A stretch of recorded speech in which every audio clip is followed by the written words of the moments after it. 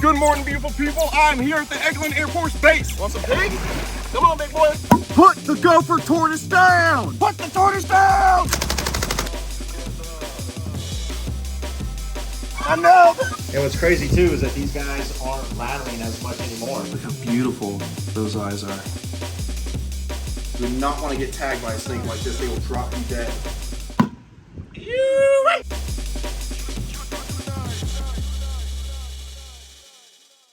Hoo-ha! Good morning, beautiful people. I'm here at the Eglin Air Force Base. Previously on Chandler's Wildlife, I helped some rangers train how to handle rattlesnakes for safety courses here at the Eglin Air Force Base, and now I have the privilege to be trained by the best, America's best leaders and ranger operations on coastal wetlands, going through hard terrains with crocodilians, bears, venomous reptiles, and today I have the privilege to go through this course. Buyer, you ready? Oh, ready as ever. I don't know if I'm ready. Captain? How you doing this morning? Yeah, I'm great. I'm looking to make you proud. Ma'am, See what you can do. I'm scared of you. My auditor and I today are working to become a hardcore ranger. Let's do this. Hoo-ha! Kaido, As you are. let's do this. 3, 2, 1, begin.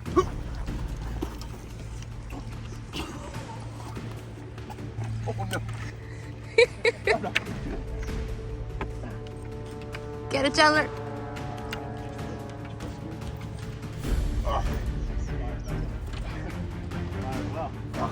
There you go. Oh, he's Good already stop. done? Oh, no. Kaido's waiting on you. Let's go. Oh, come on, Kaido, we gotta go. We gotta go. Go. Everybody.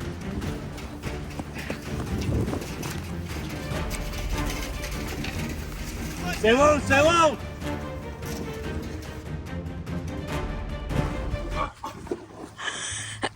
Oh, no. I got this.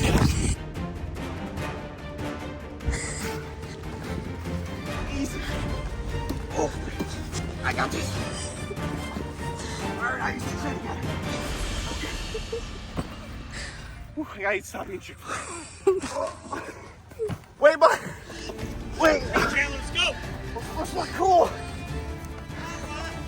Take a break. Easy. Oh.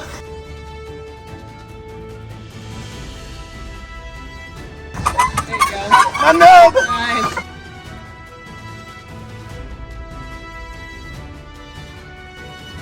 Run. All the way up. Out for the faint heart, brother. Let's go. Use the rope. There you go.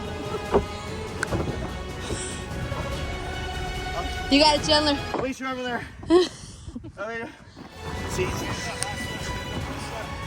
Woo. Oh, Come on, man. It's easier if it goes sideways. I'm dying. I'm dying. you do it, Kaido. What the hell? There you go. Stabilize yourself.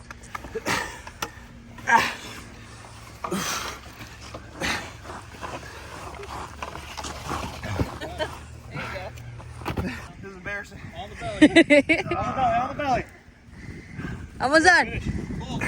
Come on, you fall off this. You fall into the cockpit. Let's go. Look at for conservation. I'm pooping. Or I'm puking, I don't know. It's happening. I'm coming back. I'm coming back. Oh my goodness. USA. Kaido, get the finish. Get the finish. Yeah! Go finish what your daddy started. Good job. All right, so we're gonna run it again. You ready?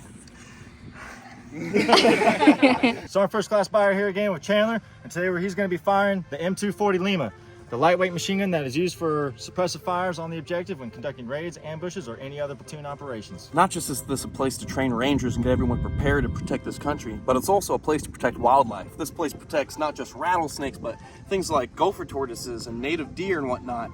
All these animals are under protection of the rangers. Sir, put the gopher tortoise down. I said, put the gopher tortoise down. Species. You're not making turtle soup out of my favorite endemic species. Put the tortoise down! Conservation education and get the hell away from my tortoise. Hey, that's an indigo. You need a permit to touch that. Put it down! That hog snapper is not of size. Go. That bun snapper's not of size. Get him! That'll teach him. That'll teach him. pick up a corn snake without a license? You're not subscribed to Chandler's Wildlife? Huh?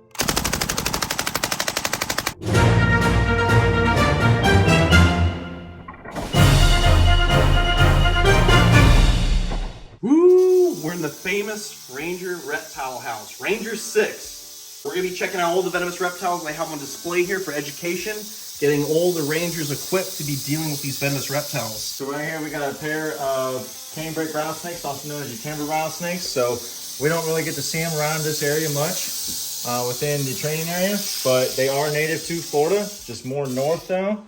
But it is good representation of being able to show what they might be able to run into at some point in time during this phase of ranger school. That is a gnarly rattlesnake. Literally, this is one of the most toxic rattlesnakes in the United States to get bit by. We gotta be a little careful because this hook is a little short. But next to the eastern diamondback rattlesnake here in the US, the canebrake rattlesnake has got to be one of the most toxic rattlers we have. There are stories of people being bit by canebrake rattlesnakes and literally going to their porch and drinking a bottle of whiskey and sitting, waiting for the venom to take effect. That's how toxic these rattlers are. And it depends on what area they come from. Sometimes these rattlesnakes are found on little islands in the swamps up here in North Florida, and because they live on these little islands, they have to have faster acting neurotoxic venom to kill their prey. So depending on where you get bit in the state of Florida or any of the states north, you could have a more toxic envenomation that could kill you quicker. You would not want to get tagged by a snake like this. They will drop you dead. But this is a really sexy looking snake. Like, look at the colors on this animal. They can come in so many different variations. You can get them with like orange and red going down the back. These guys can get like 5-6 feet long. How long have you had this rattlesnake? He's been here longer than I have, so he's probably been here over at least 3 years. I don't even have a canebrake in my collection. They're also known as timber rattlesnakes. They're the same species. But in certain areas they're found, they're actually endangered. Like in New York, there used to be a lot of them, and now there's little to none. It's actually a really common canebrake rattlesnake. That's crazy. Oh yeah, they're both real common. It's barely rattling. I can pull up the other one too if you like. Look at that. The canebrake rattlesnake. One of the most beautiful snakes in the United States and also one of the most toxic. Let's get this guy right back in the enclosure and see what other venomous reptiles they have here on display here at the Eglin Air Force Base. Locked and secure. Sergeant, what do we got here? So we got a water moccasin here. He is a semi-aquatic pit viper. These are probably one of the most common snakes that we come across here at 6RTB. And we can actually see that even though it's such a dark snake, its belly is like super foggy looking, opaque. That's how we know the snake is about to go through shed. There's a liquid layer between the old and the new skin before it breaks off. So this is like a young moccasin. This snake's probably only like a year old or 2 years old. Looks like maybe a little male. Can I see that? Ooh. Yeah, it has a nice big fat tail. Snakes actually have 2 penises. So right in there, there's a thick portion where they'll be hiding what's called hemipenes. That's what they use to reproduce. Conmouths are probably one of the most common venomous snakes in North America. And sadly, they're accused of chasing people, jumping in their boats, biting them, stealing their car and their wallet and everything. But that's not true. Conmouths want nothing to do with people. All they want is some nice tasty fish. And sometimes when people are fishing with bait, they can pick up those pheromones in the air with that forked tongue and find that nice juicy fish. And they end up going for your bait bucket, and people think they're going after them. At the end of the day, these snakes want nothing to do with you. And he's so calm, I don't know if he's going to show us, but they're called conmouths because the inside of their mouth is white like cotton. They flash at you as a display to threaten. Woo! And these guys will get huge. I've actually seen water moccasins that are like 5+ feet long, almost 6 feet long, monster water moccasins. Look at that. Beautiful, heat-seeking pit viper. Big holes right at the front of the face that allow that snake to see a warm-bodied image going by so it can strike it down. He's got hinged fangs being a viper, and his venom is hemotoxic, so it's going to eat away at blood cells, and it's going to basically coagulate and cause clots. It's nasty stuff. You do not want to get bit by a pit viper. It's more painful than most elapids like cobras and mambas and whatnot. Look at that. One of my favorite snakes. Grew up catching these guys, love them. I'm glad that you guys are using these snakes as educational ambassadors so people can learn about them and not just want to kill them. Because not everyone who goes through ranger training likes snakes. You gotta learn to love them here. All right, so right here we have our eastern diamondback rattlesnake. His name is Maverick, one of the largest rattlesnakes in the world. I mean, he's not too big, but they definitely get a lot bigger than what he is. Oh, and we do super pretty. We do run into these guys all the time out in the training area. And what's crazy too is that these guys aren't rattling as much anymore because a lot of more will eat them. So like ranger students will come and take a knee right next to them and not even know that they're sitting next to an eastern diamondback rattlesnake. Yeah, they've learned to be real quiet. Oh yeah. Too many things killing them out there. literally the largest rattlesnake or largest venomous snake in the United States. These guys can literally get over 8 feet long. I believe the record's like 8 foot 2 inches or 8 foot 3 inches. A monster sized rattlesnake probably caught out at a farm. And these guys, they're not listed as endangered, but they really should be listed as endangered. Everywhere where these animals are found, their habitat is being destroyed, and locals are just killing them all the time. And these snakes want nothing to do with us, but sadly, people are consistently seeing them and chopping their heads off. I've seen it where people are actually in natural areas where they belong, and people are pulling over and taking the time to chop the snake's head off and keep the fangs or keep the skin. It's really sad. These animals are an endemic species. They're only found here in the United States, nowhere else in the world. So if they start to disappear throughout all these states, we're going to lose them and we'll never have them again. That's why it's so important to protect land where they come from. These guys rely on things like gopher tortoise holes and natural habitat. So the more habitat that we can protect, the more these guys get to stick around. If we don't have lots of rattlesnakes around, we're going to be overrun with rabbits and rats, and then the whole ecosystem is going to be out of whack. I'd much rather have a snake in my backyard than rats in my pantry eating my food. I know that. And one other thing about this snake, being the largest venomous snake in the United States, that big fat head, the biggest venom yield of any venomous reptile out here. So if he bites you, he has enough venom to kill you. How long has he been here? He's been here longer than I have too, so honestly I don't know, but he's very well behaved, great to work with. So not like all the wild EDBs that we'll come upon when walking with range students. Those suckers are mean as can be. Yeah, those are probably the ones you should use for training. They keep everyone on their toes. This guy's like all laid back. Look at a big ball python.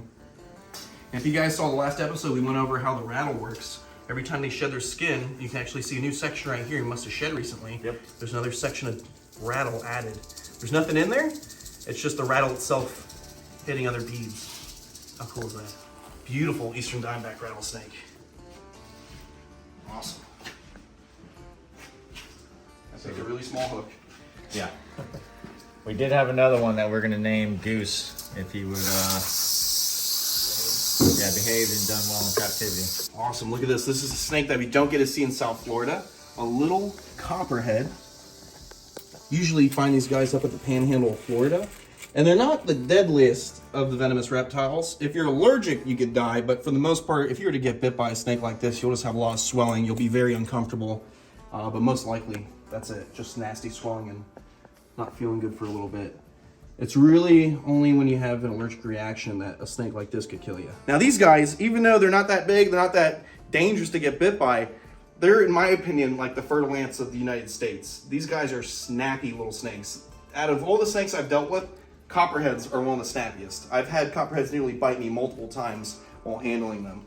They are very snappy little pit vipers, but at the end of the day, they don't want nothing to do with us. What commonly happens is these guys like to hide under tin around houses and eat little mice and frogs and whatnot. And typically people will be cleaning their yard and end up getting nipped when they flip over tin or debris in their yard doing yard work. Or maybe a dog tries to mess with the animal, and usually dogs get bit in the face. And then your dog comes back to you with a big swollen face, and then that dog has to be pumped with some anti-venom. But copperheads, beautiful venomous reptile found only up here in North Florida. Maybe one day we'll go herp some out here in the wild. Look how beautiful those eyes are. Don't bite me in the nose now. Check that out. A little pygmy rattlesnake. Now this snake does not look like much, but they cause one of the most painful bites. Depending on the locality where you find them in the US, some have more toxic venom than others, like the canebrake rattlesnake. And I've heard stories, horror stories, of people getting bit and being in the worst pain of their life. They have a rattle and it buzzes, but it's like a faint little humming. So that's why they nickname these guys the ground rattler, because the only way to really hear them rattle is to get so close to the ground, you're basically right next to them in the biting zone. But if you look, there's a tiny little rattle right here. And it makes the faintest little humming sound. So these guys commonly bite people on the toes when they're wearing sandals, walking on trails, and even in some crazy instances where there's nurseries out in remote rural areas, these animals are in the stalks of plants. Those plants get lifted up out of the ground and sent to like a Home Depot or a Lowe's or one of those nursery stores. And these animals are in the stalks of the plants. And when people are checking tags on plants, they get tagged by a snake. And that's actually been an instance in the past here in Florida where people have been bit looking at plants. So be careful when you go plant shopping. You might have a pygmy rattlesnake waiting for you. Yep, so that's one of the biggest things we always tell range students to look out for is these guys, because they would like to hide out in their rucksacks and their kits and their foxholes and things like that when they're sitting in their patrol bases. So oftentimes we'll be sitting there, next thing you know, a kid, one of the ranger students comes running up to us saying like, hey, we have a snake over here, and come running up. Sure enough, it's a little pygmy rattlesnake hiding out in the rucksack. Woo! And look at this. This is a snake that I wish I could have at the facility. You're not gonna bite me in the face, are you? This was a Burmese python donated by the FWC. And these animals you can't own anymore, obviously because we have a huge invasive species problem down the Everglades that's spreading like crazy. These guys will grow to be one of the largest constrictors in the world, eating alligators, deer, pigs, basically anything that will fit in that gullet. When they're full grown, they can literally eat something 10 to 15 times bigger than their own skull because their bottom jaw isn't even attached. Their face is like elastic and it stretches. So these guys have no problem eating alligators and wading birds and even a panther if they could. It's a shame you can't own these animals anymore, but it's for a good reason. I would love to have one of these guys on display at the facility, but sadly, I'm just grandfathered for the anacondas I have now, and I can't get any more constrictors unless I change my zoning.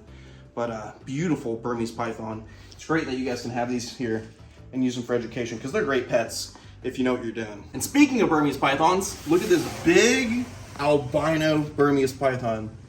These guys used to be so common. I would go to the beach as a kid. My mom would drag me over there to South Beach, and you would see snakes like this, upwards of 15, 18 feet long, being draped around. Before they were banned from the pet trade, there was lots of people who would hang out there with monster pythons, wanting to get money for photos. So those days are over, and now they're only being used at educational facilities like the Ranger Base. Speaking of constrictors we can't own anymore, look how badass this snake is. This is a tiger reticulated python. Tiger is the morph, but this is a reticulated python, the world's longest species of snake, with the record being over 26 feet long. And if you guys remember, way back at the outpost, we helped Bob Freer move his 20-foot long tiger reticulated python. So this guy's gonna be huge in a few years, and these guys are gonna have a lot to deal with. Ooh, and then we got this beautiful alligator named Steve after Steve Irwin. What's up, dude? Being here is an honor. When I was a little kid, I grew up watching Crocodile Hunter, and he went to places like the Eglin Air Force Base right here, and he filmed catching alligators with the Rangers. So to be here is an honor, it's a privilege, and I really appreciate you guys letting me come out. No problem at all. Want some croc chow? Croc chow is a formulated diet for crocodilians, and it's great for training them because it's a little bit of food, and you can keep repeating the training that you're doing. Even though the alligator might not be as strong as the crocodile, they still have upwards to 3,000 pounds per square inch pressure in their jaws. So that's enough to crush bone and take down something as big as a deer or a boar or even another alligator. And sometimes people. Woo! You can actually see all these fine little dots all around the mouth. Those are sensory organs, pressure receptors called ISOs, and that allows the animal to detect any movement in the water so they can get their prey. Woo! You're a good alligator, huh? You want some pig? Let's get you some pig. Come on, big boy, let's see how big you are. Come on. Come on. You want to work for it? You got to get a little bit of exercise. Come on.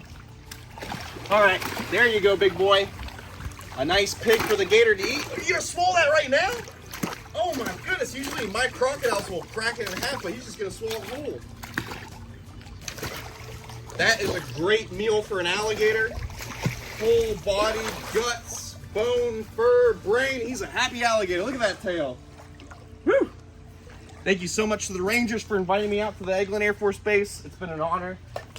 Hey, Rangers lead the way. You! There